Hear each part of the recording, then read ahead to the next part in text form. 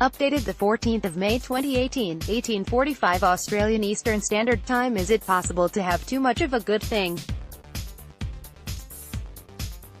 In winning this year's Premier League, Pep Guardiola's Manchester City has set breathtaking new standards in raw statistical domination.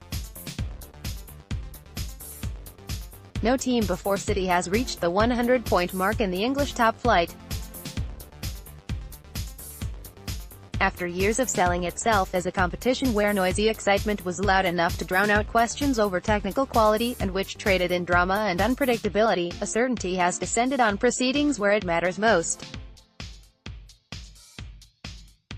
A new benchmark for aesthetics has been set too.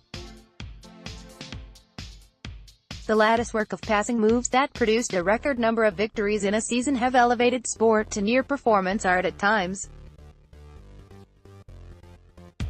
However, that tension between celebrating a truly great team operating with a surgeon's precision, and a yearning for a competitive contest to be maintained, will be something English football needs to reconcile in the coming years as the club threatens to make the next decade its own. The Guardiola effect pays off for City. City's rise to this point has been a decade in the making. When Sheikh Mansour first took over and began pouring Abu Dhabi's sovereign wealth into East Manchester, the initial impact was disruption. Stars like Robinho were bought to make statements rather than build teams. Since then, hundreds of millions have been invested in the youth academy and training facilities, as well as a playing squad that became good enough to win league titles under first Roberto Mancini and later Manuel Pellegrini. A step change occurred, however, once long-term target Guardiola was convinced to take the reins and backed with funds, $300 million in his first trophyless season, a further $400 million the next, to flesh out a squad able to truly execute his brand of high-tempo, incisive football. Guardiola's ability not only to shop unhindered in the global marketplace for top talent but also his ability to improve the players the club already had has produced a team operating on a different level to the rest of the division. City rewrites the record books. New records have been set in almost every other meaningful metric too: the most goals scored, the highest aggregate possession, the number of points won, the longest winning streak, the most wins, the most successful passes in an individual match. But perhaps the most telling, and potentially worrying for the state of the competition, is the size of the gap between the champions and the second-placed Manchester United. At the turn of the century, United finished 18 points clear of runners-up Arsenal. City had 19 points worth of daylight between itself and its nearest notional challengers this year. Arsenal had a campaign to forget in Arsene Wenger's farewell season. But in sixth place, the Gunners were still a barely credible 37 points adrift. For context, they were only 30 points clear of relegation. Even the most traditionally one-sided competitions have been closer run things. In Spain, the winning margin was 12 points. In France, where Paris Saint-Germain boasts a similarly petrodollar-funded hegemony, Monaco was 15 points back. In Scotland, that most traditional one-horse race, Celtic was a mere 9 points clear of Aberdeen. So should football lovers in the UK and beyond settle themselves in for a period of complete dominance, where the rest of the ladder are playing for second place and the minor prizes of Champions League qualifications and cup competitions.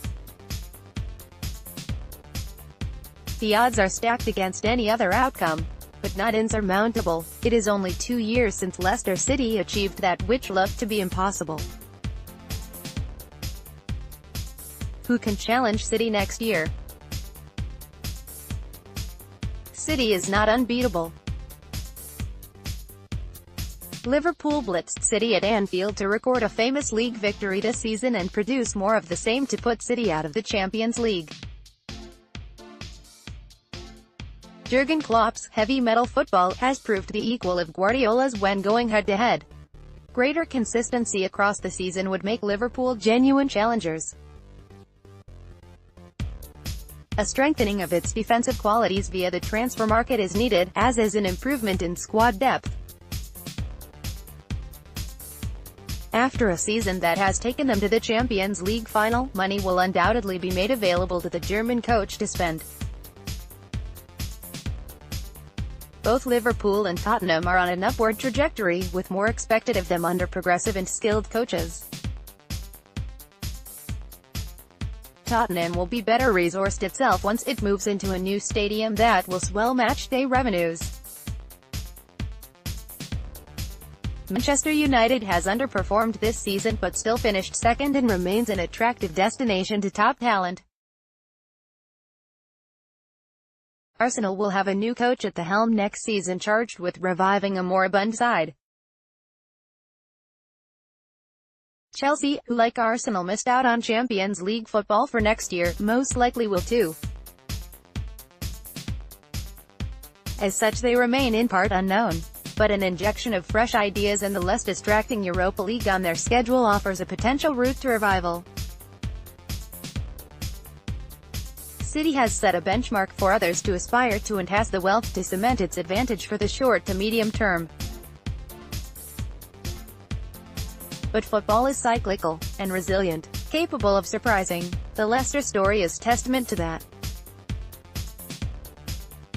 Incomprehensively wealthy foreign investors, as well as the financial rewards of the Champions League, have distorted the power balance in English football, with City at the very apex of that.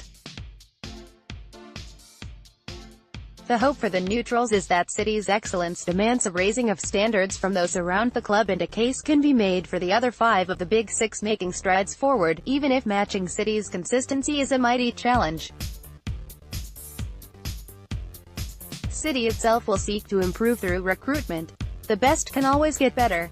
A terrifying thought for City's opponents, as well as those who fear processions taking the place of title races in the coming years.